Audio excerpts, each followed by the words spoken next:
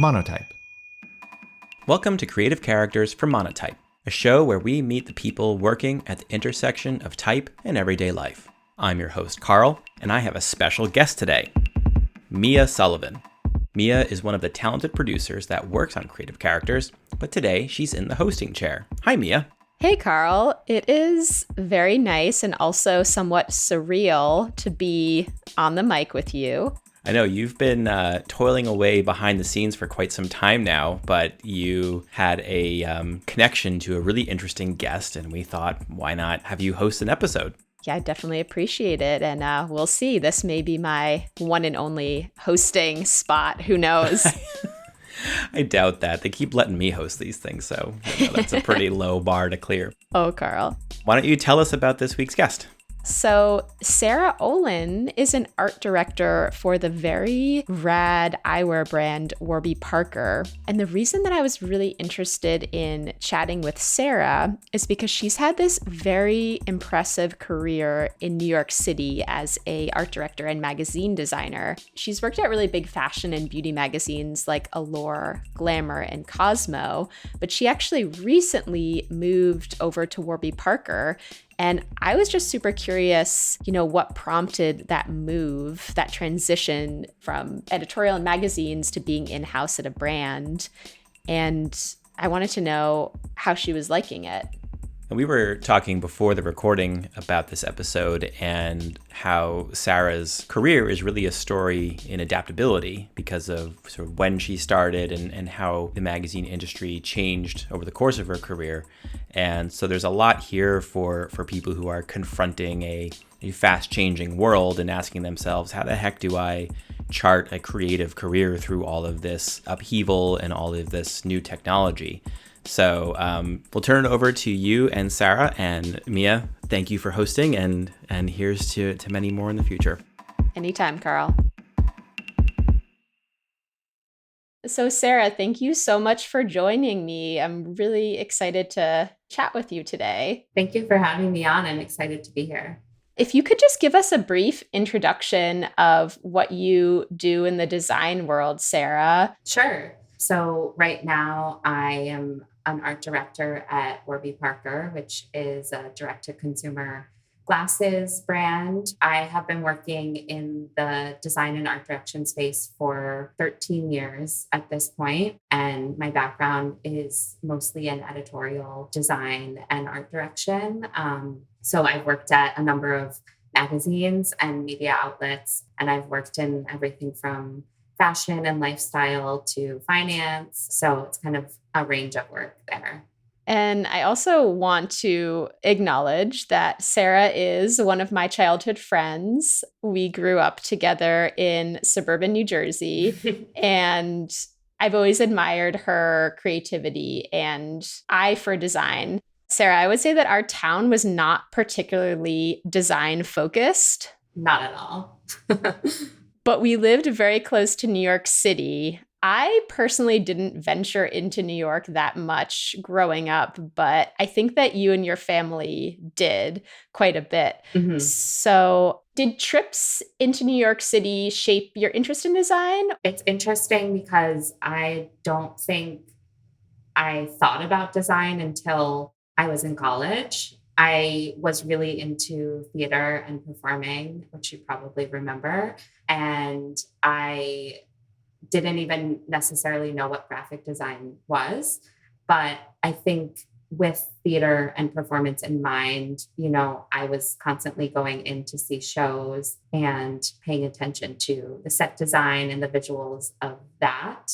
And then I was also really obsessed with magazines from a young age. I would make a lot of collages. I think I made some for you probably. I would gift them to my friends or my family. And I think that was probably my segue into design, even though I didn't know I was doing it. I do have pretty distinct memories of you and magazines growing up. Correct me if I'm wrong, but I feel like you were usually one of the friends who had a copy of 17 magazine on the ready. Yep. And I have like a very distinct image of being in your bedroom in like 8th or 9th grade. And you had NSYNC magazine cutouts or collages like all over your wall. Yeah, that's pretty embarrassing. But I think I covered an entire corner of my room in cutouts of NSYNC. And I guess that's what got me into design. So I have to thank them for that. Justin Timberlake. That's great. Yeah, I couldn't remember if like Justin Timberlake was your favorite or if there was another. It was actually Lance Bass. Okay.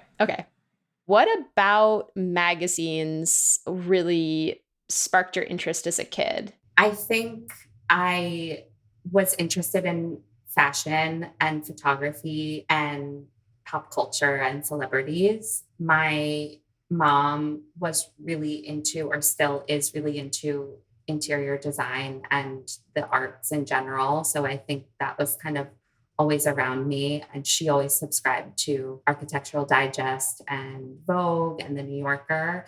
So I was looking at those. But I think just kind of before we really had social media as part of our regular lives, I think it was a connection to a bigger world outside of suburban New Jersey.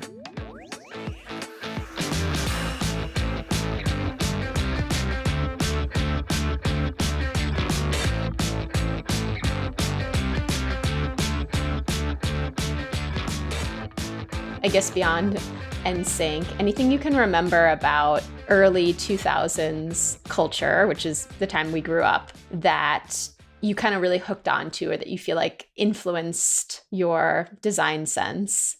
I mean, I don't know for sure if it influenced my design sense, but at the same time as I was into NSYNC, or maybe a little bit further on, I was also really into pop punk and emo music. And so much of that was about album covers and t-shirts and posters. And I would collect all of those things. And I think a lot of them would have really interesting graphics on them.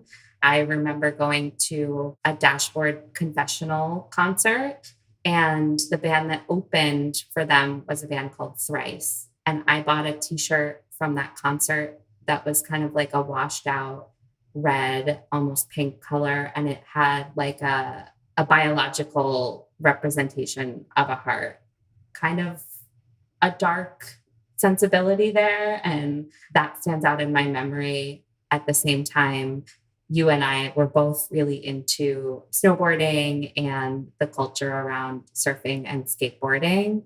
And that was such a visual thing as well, the branding of Roxy and Billabong and all those brands that were so graphic forward, as well as like Abercrombie and Fitch and Hollister.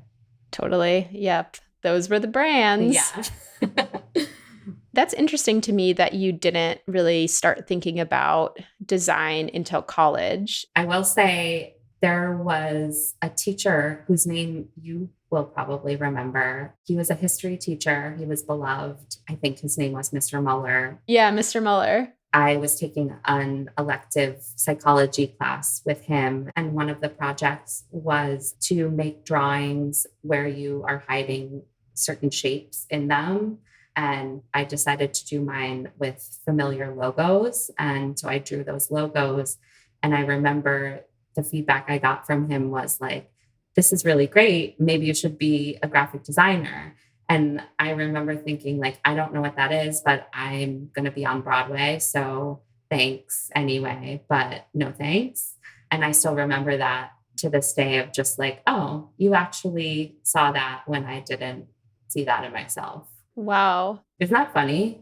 Like Mr. Muller really convinced me that I was good at writing. Like I feel like he gave such great feedback. Yeah, he was a great teacher. I love that story. But then once you got to college, what kind of hooked you at that point? So when I was going into college, I went in as a double major in theater and photography. So I was already interested in photography at that point. And after one semester of theater classes, I decided that wasn't for me as a career. You know, it was really fun for me in high school, but it wasn't what I was going to end up doing with my life. And so I met with a guidance counselor about what classes I would be taking in the second semester of freshman year. And she suggested an elective called Intro to Graphic Design as something that could be related to photography. And I just went for it. And as soon as I was in that class, I was kind of thinking, this is what I was meant to be doing. And I just didn't know the name for it.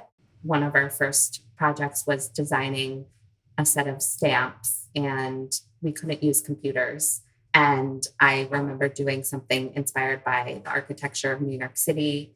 And I think it was just kind of a formative experience of realizing that there's actually a career in something that I love doing. That's really cool. And then after that, did you decide to major in graphic design? So after that class, I decided that I needed to catch up with what some of my peers were doing. So over that summer, I took a course in New York at the Parsons School of Design that was sort of a graphic design intensive. And that was with a lot of really great designers. And so it was inspiring and intimidating to me, but also helped me realize that there were so many people like me who are interested in that.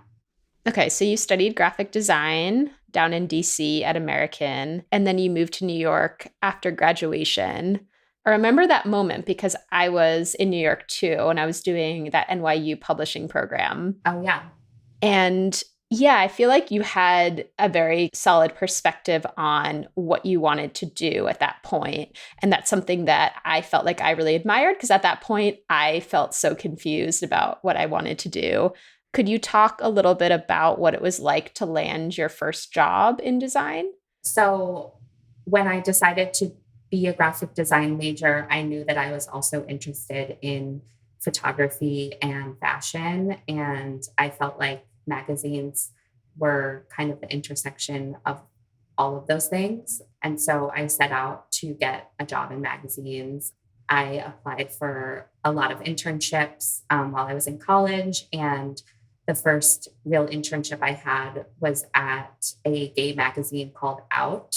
And that experience was really formative for me. I met a lot of my greatest friends there, and I kept in touch with them while I was finishing college. And then it just so happened that they were hiring a full-time graphic designer right when I was graduating. So the stars aligned for me then. That's awesome. I couldn't have asked for a better first job because I was very comfortable there. It was a lot of very creative and passionate people, and it was a small and scrappy team. So it got me to be really hands-on right off the bat, which not everyone has the opportunity to do. So I'm really grateful for that and for that team who kind of was rooting for me and encouraging creativity. For people who are just starting out, when would you recommend that people start applying to internships? Well, first of all, I think even the concept of an internship is one of privilege. I think I was so lucky that my parent lived in New York City and I could stay with him for free, and I didn't need to make money because the internship was not paid. That was in probably around 2008. And I think the landscape has changed since then, where a lot of these internships are paid. So I think just the privilege to be able to have an internship, goes without saying that it's not for everyone. I had internships between freshman and sophomore year, sophomore and junior year, and junior and senior year. Yeah, I totally understand that. I had an unpaid internship actually after I graduated from college. And the only way I was able to do that was because my parents were supporting me. So it's tough, and it's great now. I think that there's kind of like a reckoning of, no, like we need to pay people at least a stipend for their work. Like an unpaid internship further increases opportunity inequality. Mm-hmm. Okay, so you started working as a magazine designer and then went on to work as an art director. You've worked on a really impressive list of magazines. So publications like Allure, Glamour, and Cosmopolitan. I imagine like magazines that teenager Sarah, if you knew that you're going to be working on those magazines as an adult, you would have been very stoked. Yeah, for sure. What was it like to work on those major fashion and beauty magazines? I mean, it was a dream. It was in some ways what you would expect, and in a lot of ways, not at all what you would expect.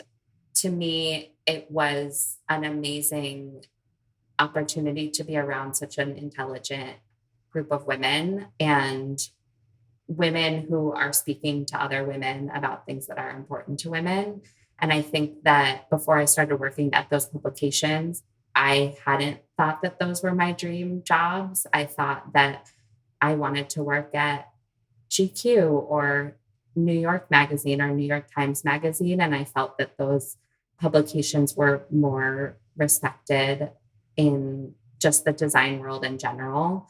And when I started working at Cosmo, I realized how important what some of the content we were creating was to especially people who don't have access to a lot of information or are not seeking out some of these higher end, more highbrow publications, and maybe are picking up Cosmo because of the embarrassing stories or the celebrity that's on the cover, but end up getting educated about sex or, other health related things. That's a really interesting perspective to have on it. Is there a standout project? When I was at Cosmo, I was working there in 2016 when Trump was elected president. And right after that, I think there was such an increase in political engagement among women. And so our staff set out to do a guide for how to run for office with the idea that it starts at the base level of local politics and goes all the way up to the top. For that, I worked on a photo shoot and graphic design identity. And I think that was something that was really meaningful to me and was a great outlet for what I was feeling at the time and feeling like I was contributing and learning a lot about, what it means to be an engaged citizen. That's really cool. And that story ended up being nominated for and then winning a National Magazine Award. So I think it resonated with a lot of people. Oh, wow. That's awesome. Yeah, it was great.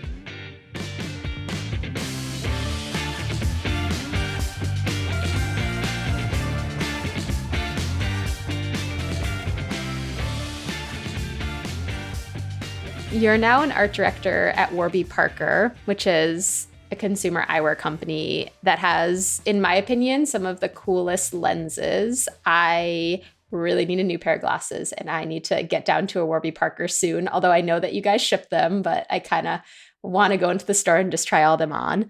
So I'm wondering what prompted your decision to want to move from editorial magazine design to going in-house on a creative team. I think it was a long time coming for me. The industry has been changing so much in publishing, and I really stuck with it as long as I possibly could. I had seen a lot of my peers going elsewhere. I think a number of people left publishing and went to places like Apple and Netflix. And I was thinking, that's never going to be me. I'm never going to leave.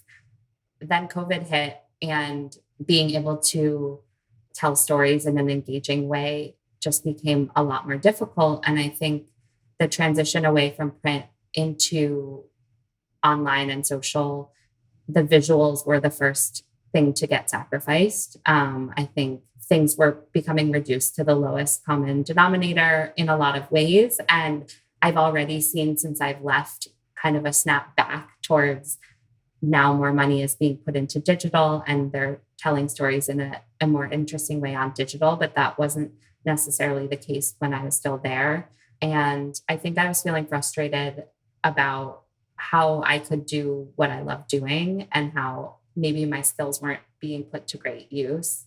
And then I started to see a lot of brands doing some of that storytelling in their own way. And I thought maybe that was a natural next step for me. And I think I struggled a lot with it, but I explored a lot of different brands and thought about where could I best lend my skills and where could be similar to what I was doing, but that next step in a different industry. How has it been? How are you liking being at Warby Parker? I really love being at Warby Parker. I've been here for almost 2 years, and it was a bit of a transition when I came on, but it ended up being a lot more similar to what I was doing before than I expected. And I think all of the experience I've had so far is instrumental in doing my job now. I think it's really interesting to discover a whole new industry and a different side of design that I didn't know about. Yeah, what specifically about your job like really excites you? Yeah, so I oversee a team of designers and art directors, and our team is responsible for anything visual that the brand puts out into the world. So that can range from financial documents to retail design to TV commercials to fashion campaigns. And I think that's part of what I find really interesting about this job is that there's such a range of things that we work on and things that I see every day that I think one of my biggest concerns about moving onto the brand side was being bored. And I am very much not bored.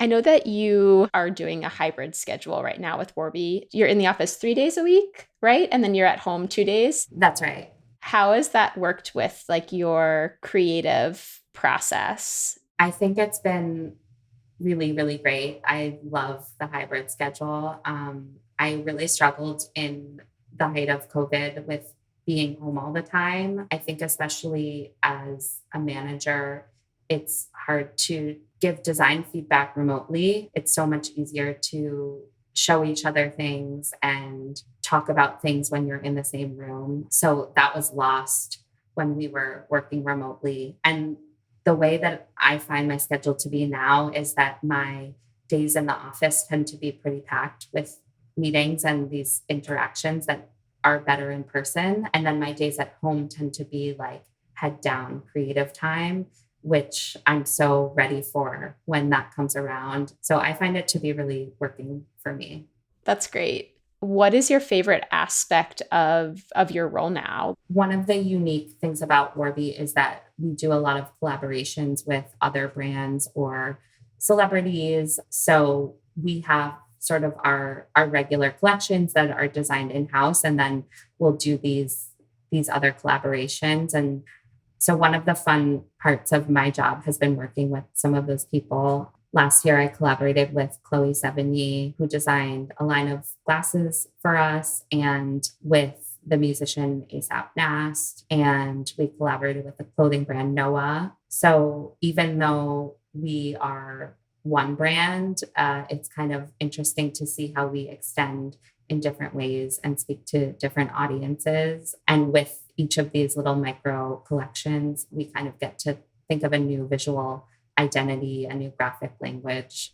I have checked out some of the work that you've posted and that you've kind of put out there that you've done for Warby Parker. And the website is just gorgeous. Like it's kind of like the marketing presence of Warby Parker is very inspiring to me. And I feel very like committed to only buying Warby Parker glasses. And I'm not usually the type of person that finds a brand and wants to stick with it no matter what. So I feel like there's something that the marketing in Warby Parker that's like captured kind of my loyalty. Yeah, I mean, I was so excited to work at Warby Parker because I was a fan of the brand, and I've been wearing Warby for years. And I think that since Warby Parker was one of the first direct to consumer brands that made an impact in that space, a lot of people feel a connection to it. I think eyewear is really personal, and it's an intersection between healthcare and fashion, which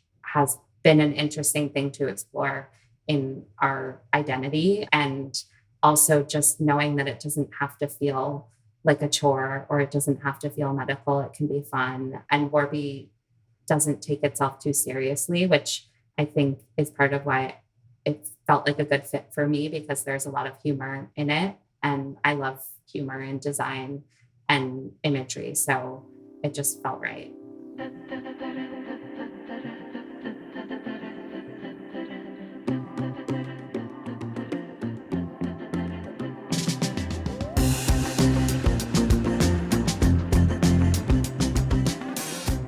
Okay, so I would love to also talk a little bit about just like your creative approach. This might be really hard to define, but like how would you describe your own visual style?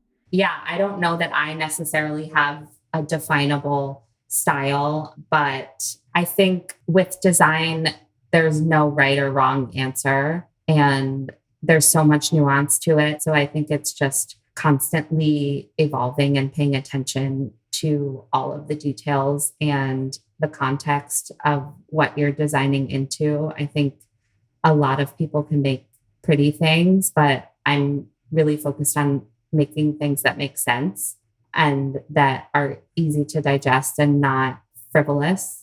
I think there's always going to be more than one solution to a problem. So, not being focused on finding that one way to do things, but maybe there's 1,000 ways to do things and you just need to find one of them. Yeah, I like that framing. Do you have a design process that you could share like at the beginning of a project when you get like a project brief? Like is there anything that you always do? Yeah, I think I am really into looking at a lot of things before I start to create things so that I can start to understand the landscape that what I'm creating exists in, but also think about what's out there and what references I can pull from. So I would say I would start writing notes that come to mind as I'm looking at things and I'll start kind of putting buckets of ideas together. And then I'll probably start creating a mood board of some kind and sketching things out. And then I would start executing things. And ideally, it's nice to have a few days so that you can make some really bad things and then come back to them and make them better. And when you say that you're taking notes and, you're making your mood boards, like, are you doing all this digitally or are you actually like writing notes in a notebook and like sketching things out on paper?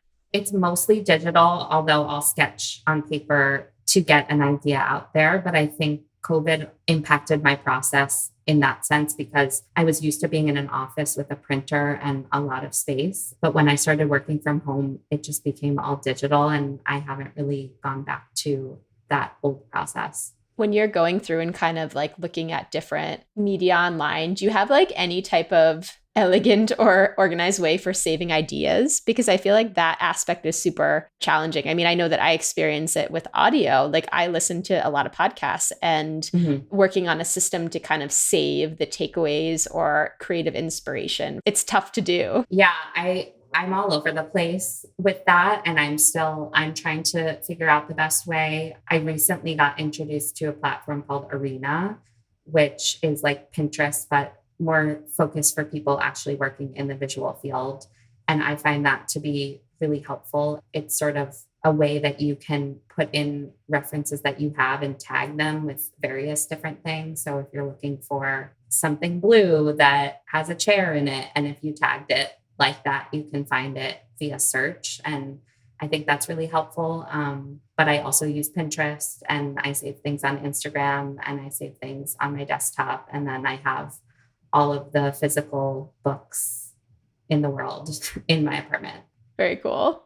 We've started this new thing where we ask our listeners for like questions. Basically on social media, we'll be like, we're talking to Sarah Olin. She's a art director at Warby Parker. Like what questions might you have for her? So we got a couple of those in. So what advice would you give someone starting out who has like some knowledge of design? Like maybe they took a class in college or they've been learning about design on the internet, but they don't really feel like they know enough to land a job. What kind of first steps might you give to them? I think the best part about design is that you don't need a job to do it. So you can create your own personal projects. If you want to work in magazines, you can make your own magazine or make your own website and create what you want to create without the structure of a job asking you to do it. And in that, you can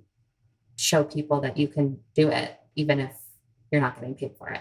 That's great advice. So this is another question from social media. What are your thoughts about people moving between different creative disciplines? For example, like writing, design, and photography. Or if you're looking to hire someone, like, are you looking for people who have experience across several creative disciplines? Like, would you see that as an asset, or would you be looking for someone who's like focused more, I guess, narrowly on graphic design or design?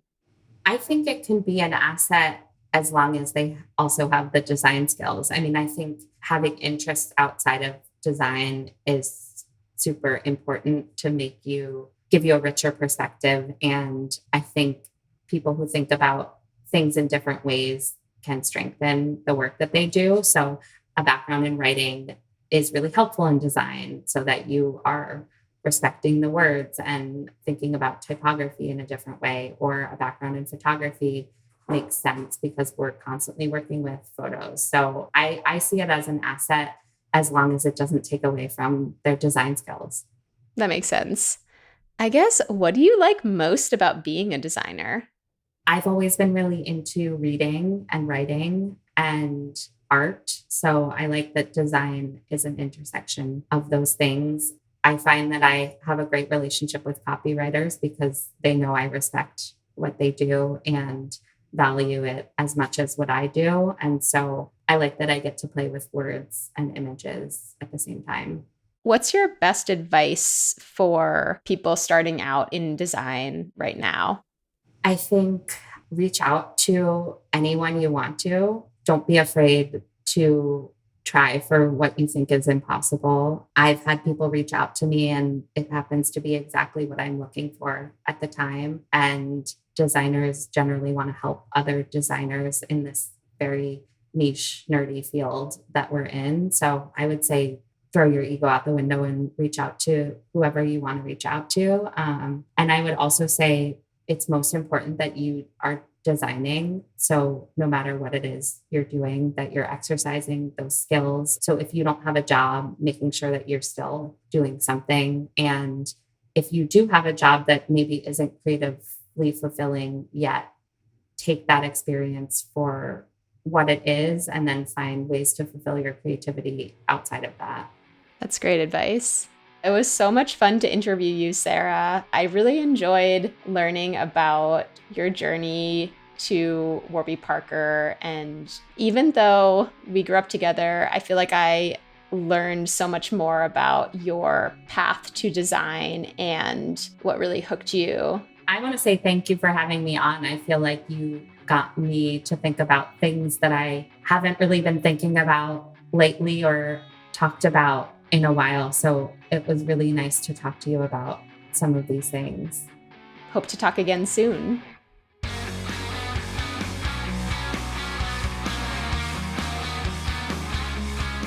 Thanks for listening. If you want to see more of Sarah's work, visit her website at saraholin.com or visit warbyparker.com. As always, look for a link to our blog post in the show notes of this episode, and check out monotype.com/podcast to read about all of our prior guests. If you've been enjoying our podcast, please go to Apple Podcasts or Spotify to rate and review this episode. And if you really like us, subscribe to the show and share us with your friends. Creative Characters is brought to you by Monotype and is produced by Christopher Olin, Mia Sullivan, and Marie Tabarez. We'll be back with more episodes soon. Take care, everybody.